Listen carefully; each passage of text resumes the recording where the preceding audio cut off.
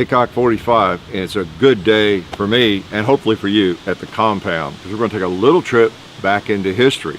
Okay, I've got an open top, Colt open top. Let's open it up and shoot.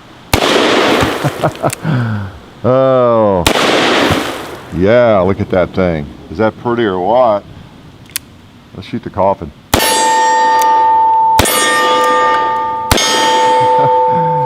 He fired 5. All right, yes. Thanks to Cimarron Arms, sent us this as a T&E test and evaluation, a loaner, okay? This is a reproduction of the Colt Open top, made back in 1871-72. All right, let me show you this thing. This is a, well, again, it's one of those historical guns. I have to be careful, I'll tell you why over here on ejecting these. There's a sharp edge over there. I cut myself, I don't know, about a week ago. Actually healed, but I put a Band-Aid back on for protection. So I'm trying to avoid it. All right, you got your ejection rod. You got your cylinder, looks kind of like a Colt single action, right? And that's how it works. So this was called, by most people, the open top. The Colt open top is also referred to by several things. The Colt model 1871, 1872, the Colt model 1872, and all those sorts of things. I think people just gradually got to where they call it the open top because of the open top here, as compared with the frames that the later models had that surrounded the cylinder, just like the old Remingtons even had. Okay, so it was the open top. That's the name that kind of stuck with it. All right, so that's a Colt single action there, 1873, and you're looking at the old 1860 Army, which is the, oh, what do we say, grandpa of this gun, maybe just the daddy of this firearm, because that was only about 11 or 12 years later. So it's a little more awkward to use than the single action, okay? Even though this is a nice reproduction that, you know, Cimarron offers, and we again appreciate them sending it to us. So yeah, this is a reproduction. It is wonderful, isn't it, that these things are still made. You know, well, I say still made, that reproductions of them are made pretty much to the, I don't know if exact is the correct word. I don't know if exact is the exact word, but they're very faithful to the originals, very faithful, okay? And this was really the first cartridge gun, the first gun that Colt made to be a cartridge gun, okay? The Roland White patents had expired, I think it was around 1870. And so Colt could start making their own guns that took a cartridge like this.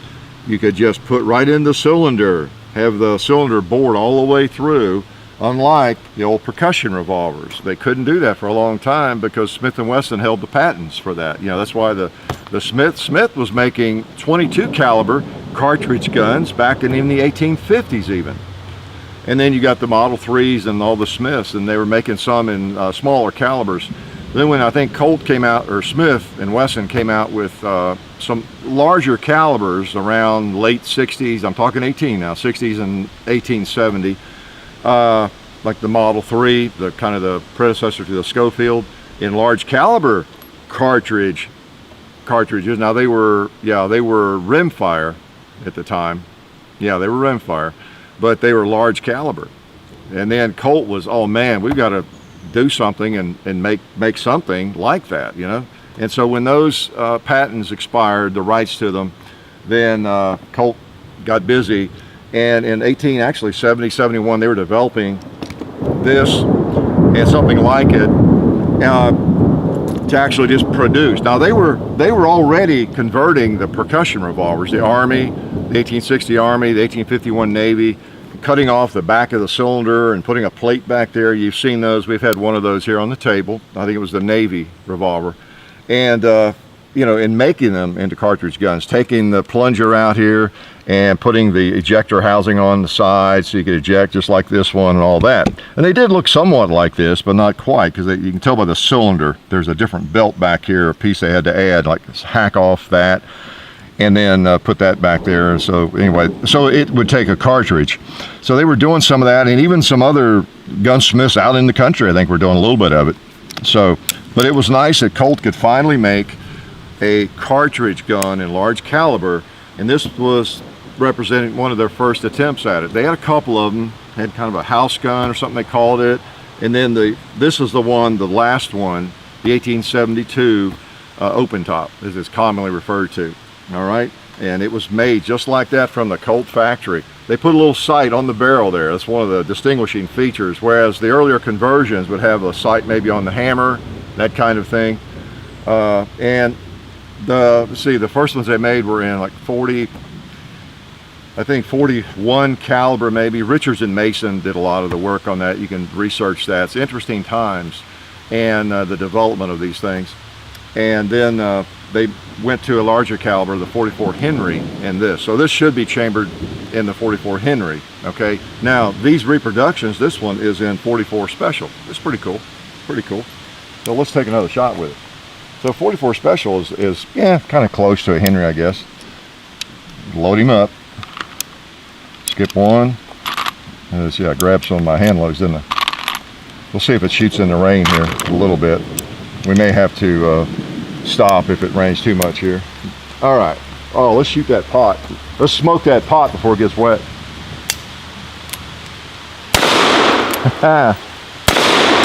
Yeah. I wonder if I can pick off a 2-liter out there.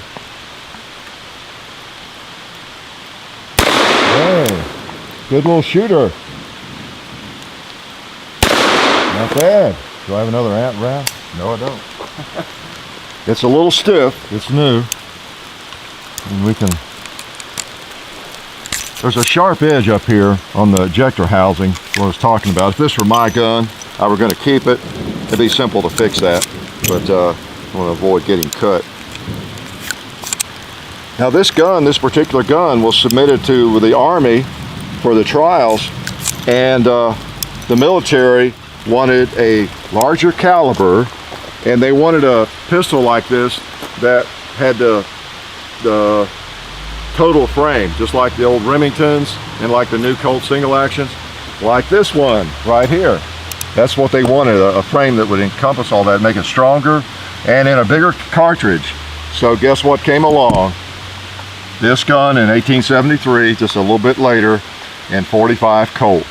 And hence, history is made, the Colt single action in 45. That's one of my very favorite firearms of all time. And this was the first step, though, the open top, that led to that. All right, pretty cool gun. I'll shoot it 5 more times before we get rained out here, and let you take one more look at it. Use some Federal ammo. Nice old revolver. Interesting piece of history. I'm so glad the Army rejected this, because if they had not and made those recommendations, you know, we might not have ever ended up with the Colt single action. Possibly my favorite handgun of all time. All right, we got one more 2-liter. Yeah.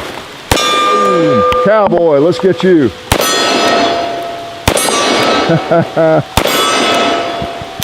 Yeah, it even works in the rain. So just wanted to bring you the open top. It's a very interesting piece of history. It works in the rain, and I guess it passed the Army trials in terms of shooting in the water in the rain, but we wanted to test it further in that regard. Again, it was just made for, I think it was only about 15 months, and it was available. This was Colt's revolver, you know, that they manufactured like this. It's not a conversion, the open top. Generally, it's referred to as an open top. That's what you'll hear most people call it. It was in 44 Henry, and then they moved to, it was a rimfire, and then they moved to, of course, the 45 Colt with the Colt single action.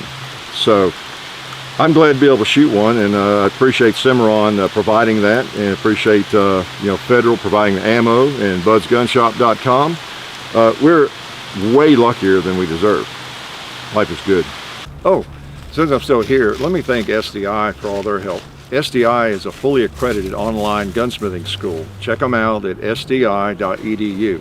We'd also like to thank Bud's Gun Shop and Federal Premium for all of their support. You can find us on Full 30 also now, and you can find the links to our Facebook pages and the other YouTube pages in the description of any video. So I invite you to check out the description in every video, or any video, you'll find what you need to know. And you'd better do it.